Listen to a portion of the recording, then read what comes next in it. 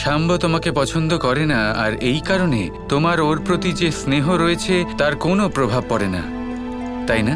ওর বয়সটা তো কম, ও এসবের কি বোঝে? আমি কি করে ওর ওপর রেগে থাকতে পারি? তাতশ্রী, তাতশ্রী! অনিরুদ্ধ,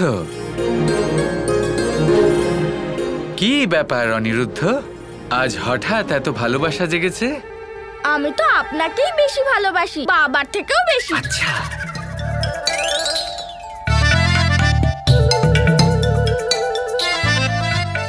দেখেছো প্রদ্যুম্ন, দেখতে দেখতে 7 বছর বয়স হয়ে গেল।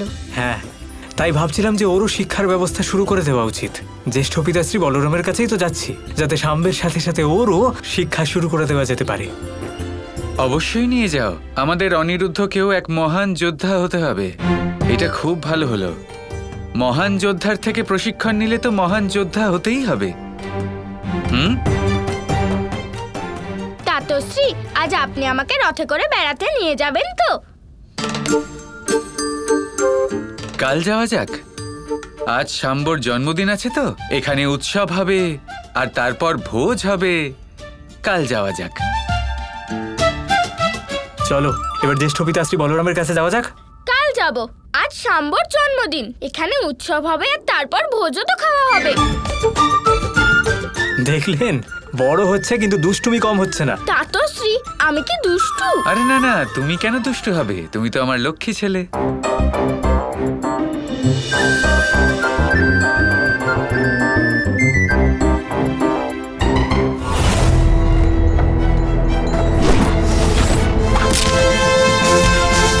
অসাধারণ পুত্র, আজকের মতো তোমার অভ্যাস যথেষ্ট। এবার যাও, আজ তো তোমার জন্মদিন, তাই না? গিয়ে নিজের জন্মদিন পালনের জন্য প্রস্তুত হও। একটা কথা বলুন কাকাশ্রী, ওই গাছে ওই তক্তা কেন লাগানো আছে? আমরা কি সরাসরি গাছেই অভ্যাস করতে পারি না? তাই কারণে পুত্র, যাতে আমাদের অভ্যেসের ফলে শুধুমাত্র ওই বস্তুরই ক্ষতি হয়, ওর পিছনে দাঁড়িয়ে থাকা ওই বিশাল গাছের নয়। কারণ ওই গাছের মধ্যেও, এই সমস্ত গাছের মধ্যে আমাদের মতোই প্রাণ থাকে। আমাদের মতো ওরাও কষ্ট পেতে পারে। আমাদের সব সময় এই কথাটা মনে রাখা উচিত এবং ওদের সম্মান করা উচিত। কিন্তু যুদ্ধেও তো জীবিত মানুষকে মারা হয়। যদি অভ্যাসের সময় গাছেদের প্রতি এতটা করুণাবান হই, তাহলে যুদ্ধে জীবিত মানুষদের কিভাবে মারব?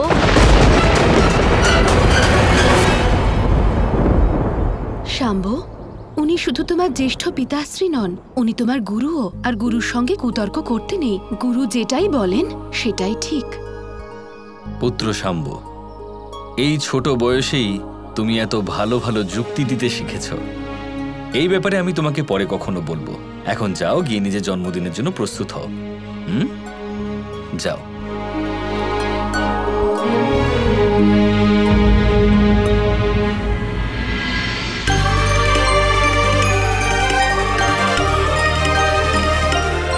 এই অলংকার এখানেই রেখে দাও।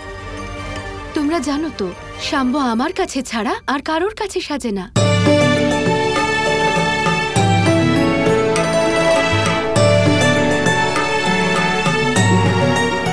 মা, আজকে আমার জন্মদিন।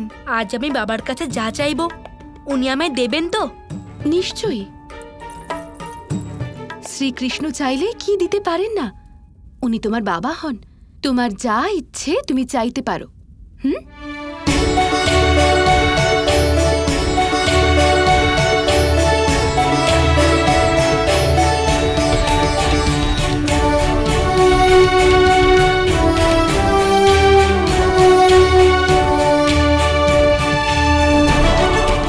এসো শাম্ব, স্বাগত জানাই তোমাকে। যদুকুলের পক্ষ থেকে জন্মদিনের অনেক শুভেচ্ছা জানাই তোমাকে। তোমার জন্মদিনের সমস্ত আয়োজন স্বয়ং রাধা করেছেন শাম্ব। তুমি খুবই সৌভাগ্যশালী।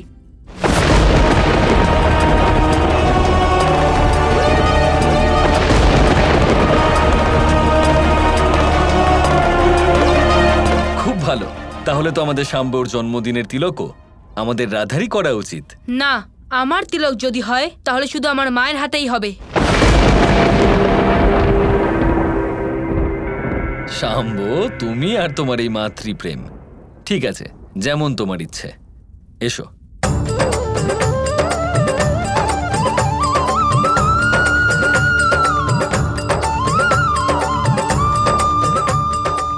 যদুকুলের পক্ষ থেকে এই সমস্ত উপহার শুধুমাত্র তোমার জন্য, শাম্ব।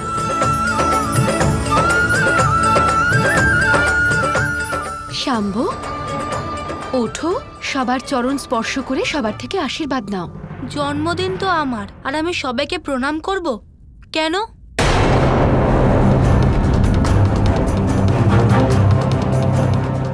কারণ পুত্র, বড়দের আশীর্বাদের থেকে বড় উপহার আর কিছুই হয় না। জন্মদিন আমার, আর আমি আশীর্বাদ না আপনার কাছ থেকে বর চাই বাবা।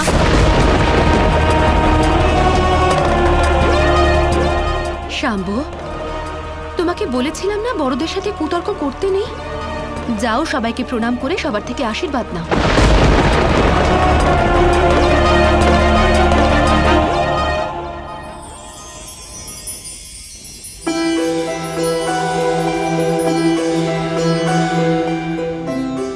আয়ুষ্মান ভব। আমাদের শাম্ব হলো একেবারে আমাদের কানাইয়ের মতো, সব বিষয়ে প্রশ্ন করার থাকে ওর।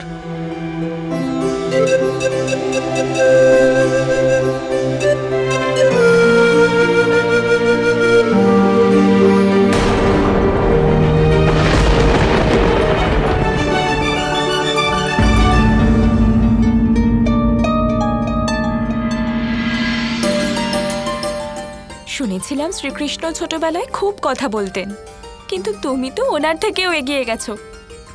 কত প্রশ্ন তোমার!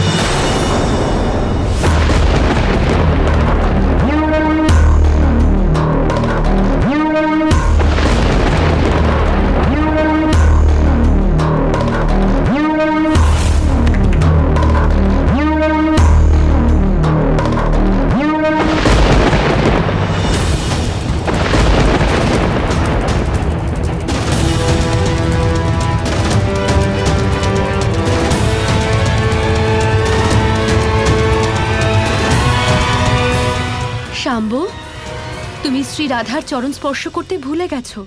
যাও। কখনোই না। আপনি বলেছিলেন যে নিজের পরিবারের বড়দের চরণ স্পর্শ করো, কিন্তু রাধার আমার সাথে, আমার পরিবারের সাথে কিসের সম্পর্ক? কেন আমি ওনাকে প্রণাম করব?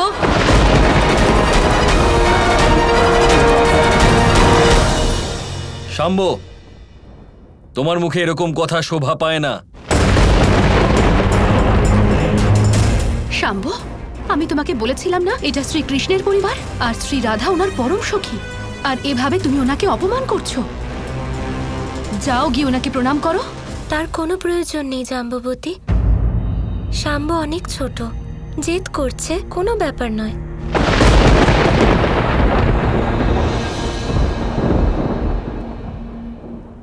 আমার মায়ের আদেশ হলো আমার কাছে সর্বোপরি।